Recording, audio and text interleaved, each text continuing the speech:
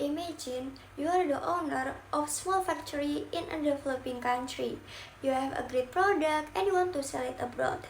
The problem, every time you try to calculate the cost of entering the export market, you are faced with two main challenges, taxes and limited access to technology. So, here's come the big question. Can information and communication technology, or what we call ICT, serve a bridge that eases the tax burden and open the door to export from firms in developing countries? We all know that manufacturing exports are one of the main engines of economic growth in developing countries. Exports trade productively, bring in new technology, and help countries move away from dependence on raw commodities. But the reality falls far short of that promise. Between 2008 and 2020, more than 18% of developing countries failed to record meaningful manufacturing export growth. What grew instead was the service sector. Why does this happen? A lot has already been studied.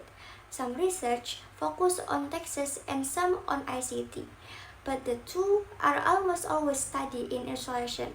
And more importantly, not a single multi-country study has ever looked at taxes and ICT together in the context of developing countries. This is the gap this research set out to fill.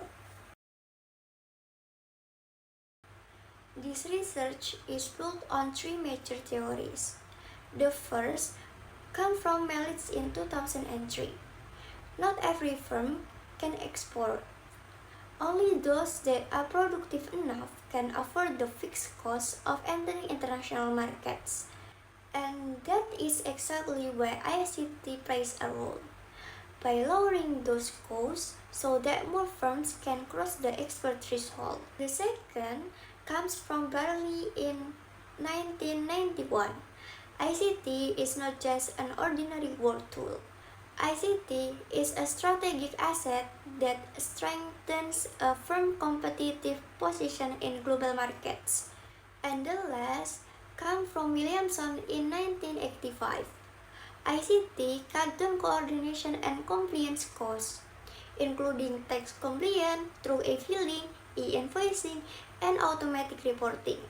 From these three theories, the research built one core argument.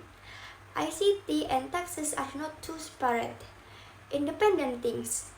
ICT has the potential to transform taxes long as in a burden into a mechanism that actually supports firms in entering international markets. To test that argument, the researcher used data from the World Bank Enterprise Surveys, covering more than 56,000 manufacturing firms across 113 developing countries from 2008 to 2019. Two statistical models were used, for Probit to answer whether a firm exports or not, and for Tobit to answer how large its export volume is. Both use an instrumental variable approach, and this matters because we need to make sure that ICT is generally driving export and not the other way around, where larger firms that already export simply happen to adopt ICT first. So, what did the research find? First, ICT is proven to significantly increase export. Both the likelihood of a firm starting to export and the volume of its export. Second, taxes are proven to hurt export. Firms that feel burdened by taxes tend not to export or export less. Third, and this is the most striking finding, when ICT and taxes interact, the result is positive, meaning for firms that use ICT, the negative impact of taxes on export do not just weaken. It actually reverses direction and turns positive. In short, ICT successfully transformed taxes from a barrier into a driver of export. This effect is strongest at the extensive margin to initial decision to start exporting. For export volume, the effect is smaller because other structural barriers like logistics and access to capital still get in the way and cannot be solved from within the firm alone.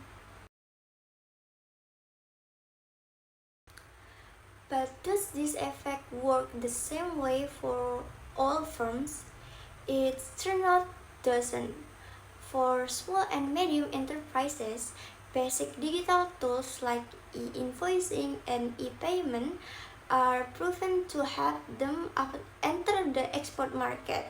But when it comes to growing export volume, ICT alone is not enough because SMEs still face major constraints in financing, certification, and logistics. For large firms, the effect is far more dramatic. ICT doesn't just soften the impact of taxes, it reverses it entirely into a competitive advantage. This is because large firms have stronger managerial and financial capabilities to make the most of digitalized tax and custom systems. The researcher also split the sample by country income level, and the results are very telling. In low-income countries, the interaction between ICT and taxes is actually negative.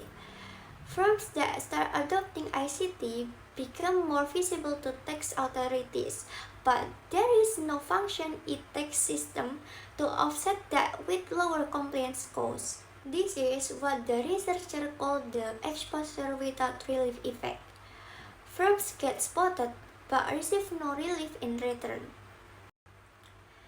In lower middle income countries, the pattern is similar. Public digital infrastructure is not mature enough to convert firm-level ICT adoption into real efficiency gains. But in upper middle income countries, the pattern flipped completely and the interaction turned positive. Why?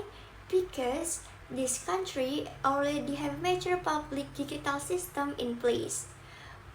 Widespread e-invoicing, integrated digital IDs, and functional custom single windows.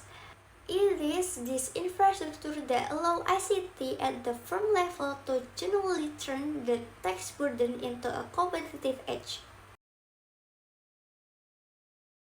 This research concludes that there is a real complementarity between ICT and taxes in shaping export performance, but with two key conditions: adequate public digital infrastructure and strong institutional capacity at the country level. From this, 5 policy recommendations are proposed. First, tax digitalization must go hand in hand with firm-level ICT adoption. Second, accelerate trade facilitation system. Third, sequence reform.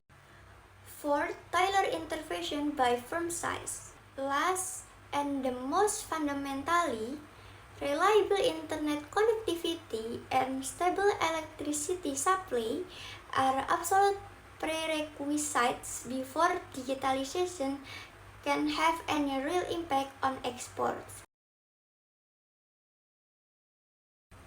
So, ICT is not just about being more productive.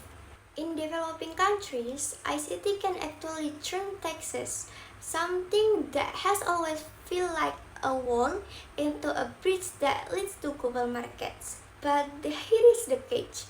That only works if the country has already built solid digital public system. Without that, businesses that go digital just end up more visible to tech authorities with no reward for it. And that is what makes this research matter. Not just as an academic study, but as a real practical guide for countries that are serious about helping their businesses compete and grow on the world stage. Thank you, bye bye.